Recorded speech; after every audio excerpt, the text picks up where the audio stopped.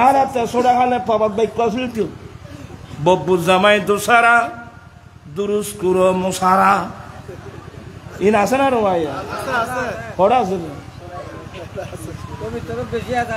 আর বেটা আছে না হ্যাঁ বব্বু জামাই দোসারা সিডিঙ্গে ভাষা আর আমাদের ভাষা দুরুস কুরু মুসারা দুরুস কুরো চিনো না সিলেটিরা বলে সাগর আনা আমরা বলি দুরুস এটা উন্নত মানের খাবার আপনারা অনেক জ্ঞানী গুণী মানুষ শিক্ষিত মানুষ অভিজ্ঞ মানুষ আপনি কোনো কোথাও মেহমান হলে এই জিনিসটা 1 নম্বরে দেওয়া হবে কারণ এটা উন্নত মানের খাবার আর যারা জ্ঞানী মানুষ এরা বলতে যে এটা দেওয়ার অর্থ হলো আমাদেরকে বিদায় দিয়ে ফেলছে ওইসব মানুষ নেবেন না মাথা দে উন্নত মানের খানায় বেদিয়ান নাই তাহলে ব্রেনি মানুষ যারা খোঁজা এটা খায় একবার ফিজমিকে ফিরি না যাবি এনে বুঝু যাবি করি আসে দিতে আয় আজি পুরোনা কথা কই তোমার আর বেশির মধ্যে কয়দিন তুই যদি না দান্য করি 1 সপ্তাহ থাকতেছ তোমার প্রত্যেকটা আমি দুরুস করে দিব না দান্য করে তাই গেলি তার ফরক্ত আমি খসুয়া গলা কাট দিবি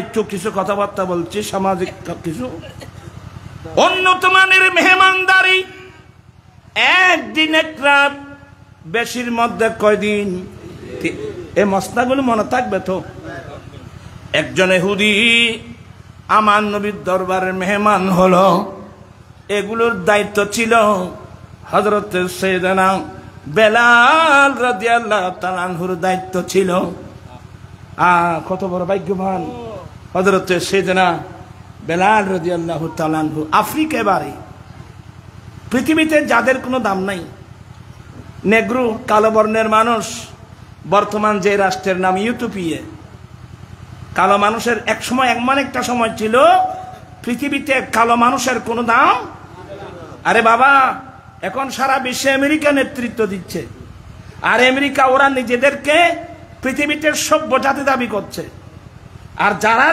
নিজেকে সভ্য জাতি দাবি করে সে আমেরিকার মধ্যে এখনো শ্বেতাঙ্গ আর কৃষ্ণাঙ্গের লড়াই সাদা কালার পার্থক্য আর সাদা কালার পার্থক্য বর্ণের বৈষম্যতা আইনের বৈষম্যতা সমস্ত বৈষম্যতা উৎখাত করে সাম্যনীতি বিশ্ববাসীকে উপহার দিয়েছেন নবী মুহাম্মদুর রাসূলুল্লাহ সাল্লাল্লাহু আলাইহি সাল্লাম চিৎকার দিয়ে বলুন না সুবহানাল্লাহ এই যে প্যান্ডেলের নিচে হাজার হাজার মানুষ বসছেন এখানে সাদা মানুষ আছে কালো মানুষ আছে পয়সাওয়ালা আছে রিকশাওয়ালা আছে আমরা সবাই এক পাশে বসছি কেউ কি কারো দেখে কোন আছে কেউ দেখছে এই তুই কি লাট ডাকাতে বসে দেন না এগুলো নাই উঁচু নিচু হতে পয়দা এই শরণ রাখি এখন মধু বাণী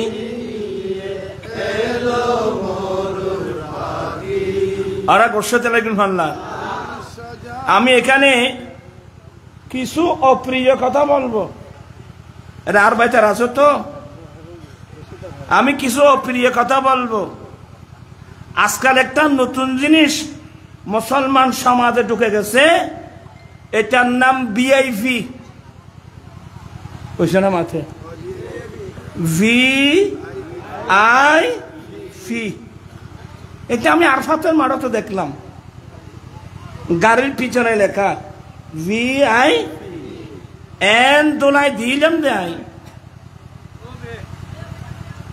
আমার ভাইয়েরা আমি ভাইদেরকে বলছি আল্লাহ আপনাকে অনেক দৌলত দিয়েছেন দৌলত কিভাবে খরচ করবেন আল্লাহর নিয়ামতের শুকরিয়া আদায় করার জন্য আমি কিন্তু বিনয়ের সাথে বলবো জীবনে কোনোদিন বেইফি সেজে আল্লাহর গুরখানায় কাবা যাবেন না বেইফি সেজে হজের মধ্যে যাবে এহরাম পরে আরাফাতের মাঠে অবস্থান করা। ওরা মন খেয়াল দেন কেন আল্লাহর বাবা, আরাফাতের মাঠে কি করা? অবস্থান করা। এটাই হলো মেইন হজ। আমার দয়াল নবী বলেন, আমার আব্বাকে একটা মেডিকেলে দেওয়া হলো, আমি বিনয়ের সাথে বলছি আমার আব্বাকে অন্য মেডিকেল থেকে ট্রান্সফার করে আরাফাতের এরিয়ার মধ্যে যে হসপিটাল আছে, আমার আব্বাকে আর আরাফাতের এরিয়ার মধ্যে যে কোনো হসপিটালে স্থানান্তর করা হোক। আপনার আব্বা যদি আরাফাতের এরিয়ার ভিতর কোনো একটা হসপিটালে যদি চিকিৎসায় থাকে, এহরামের নিয়ত পরে যদি ওখানে থাকে, আপনার বাবার হজ আদায় হয়ে যাবে। বুঝছেন এগুলো? আমি কি জন্য আনলাম জিনিসটা? আনলাম এজন্যে মেন হজ হলো ওকুফে আরাফা। আমি ওখানে গিয়ে চিন্তা করলাম, দেখি রে আরাফাতের মাঠত বেকুন বই, তখন একটা সিলাইবিহীন কাপড় পরলাম, একটা সিলাইবিহীন কাপড় গায়ে দিয়ে, মাথায় কোনো টুপি নাই, পাগড়ি নাই, এখানে শুধু অবস্থান করা। এটা কোন ধরনের হজ? গবেষণার এক পর্যায়ে আমার মেমোরিতে আসলো, আমার আল্লাহ হজ ফরজ করে পৃথিবীর বড় বড় পয়সাওয়ালা, বড় বড় মন্ত্রী মিনিস্টার, স্বাভাবিকভাবে জাতের ভিতর একটু অহংকার থাকে। কি থাকে? অহংকার থাকে, গৌরব থাকে, পয়সার অহংকার থাকে। এ হাজিদেরকে, এ বড় বড় মন্ত্রী মিনিস্টার, এদেরকে হাজি বানায়, এহরামের কাপড় ভরায়, নিয়ে গেল আরাফাতের মাঠে একসঙ্গে। কি মাইনি? এক সময় সাদা কালার পার্থক্য ছিল। আমার আল্লাহ কি কত সুন্দর পদ্ধতিতে সবাইকে এক জায়গায় এনে দিয়েছেন। সবার মুখে একটি স্লোগান, লাব্বাইক আল্লাহুম্মা লাব্বাইক, লাব্বাইক লা শারীকা লাক লাব্বাইক, ইন্নাল হামদা ওয়ান নি'মাতা লাকা ওয়াল মুলক লা শারীকা লাক। আপনি যখন আরাফাতের মাঠে যাবেন, লাখপতি, কোটিপতি, আফ্রিকার মানুষ, এশিয়ার মানুষ, সাউথ আফ্রিকার মানুষ, আমেরিকার মানুষ, কালো মানুষ, সাদা মানুষ, শ্যামলা, হ্যাংলা, পাতলা, সবাইকে এক জায়গায় নিয়ে আল্লাহ জমা করে দিয়েছেন। এটার মেইন হলো বৈষম্যতা দূরীভূত করে মানুষের মধ্যে ইত্তেহাদ এনে দেওয়ার জন্য। সুবহানাল্লাহ। আমাদের মধ্যে সে পার্থক্য। আল্লাহর ঘর মসজিদে যান, ওখানে কোনো বৈষম্যতা নাই।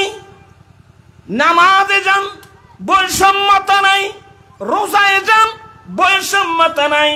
হজে যান, বৈষম্যতা নাই। আমার নবী আরাফাতের মাঠে দাঁড়িয়ে এই বক্তব্য দিয়েছিলেন, লা ফাদিলাতাল আরবি আলাল আজমি ওয়ালাল আজমি আলাল আরবি ওয়ালাল আহমার আলাল আসওয়াদ ওয়ালাল আসওয়াদ আলাল আহমার ইল্লা বিতাকওয়াল্লাহি আযজা ওয়া জাল্লা। ও আমার উম্মত, অনারবীদের উপর আরবীদের কোনো মর্যাদা নাই। আরবি মানুষের উপর অনারবীদের কোনো মর্যাদা নাই। কালো মানুষের উপর সাদা মানুষের কোনো মর্যাদা নাই। সাদা মানুষের উপর কালো মানুষের কোনো মর্যাদা নাই। সারা পৃথিবীর মুমিন মুসলমান, সাদা হোক, কালা হোক, হ্যাংলা হোক, পাতলা হোক, কোটিপতি, হাজারপতি হোক, সারা পৃথিবীর মুসলমান এক সমান। তবে একে অপরের উপর প্রাধান্য নেওয়ার একটি মাত্র মাপকাঠি, ওই মাপকাঠির নাম তাকওয়া। আল্লাহু আকবার। বিশ্ববাসীকে আমার নবী যেই দর্শন এনে দিয়েছেন, এত সুন্দর ভালোবাসা, মোহব্বত, আমার আল্লাহ ডাইরেক্ট বল দিয়েছেন, ইন্নামাল মুমিনুনা ইখওয়া। মুমিন কি মানুষের বের না মাথা দিয়ে মোমেন মোমেন চাইও এই হইতে গেলে ভাই বহুত কথাবার্তা হইব আর একখান হই কে বুঝে কে না বুঝে এটা আর হইতে মনে হয় বুঝছো না ইসলাম মানে বুঝেন আমার আল্লাহ বলেন ইয়া আইয়ুহাল্লাযীনা আমানু দুখুলু ফিস সিলমি কাফা এ মুমিন বান্দা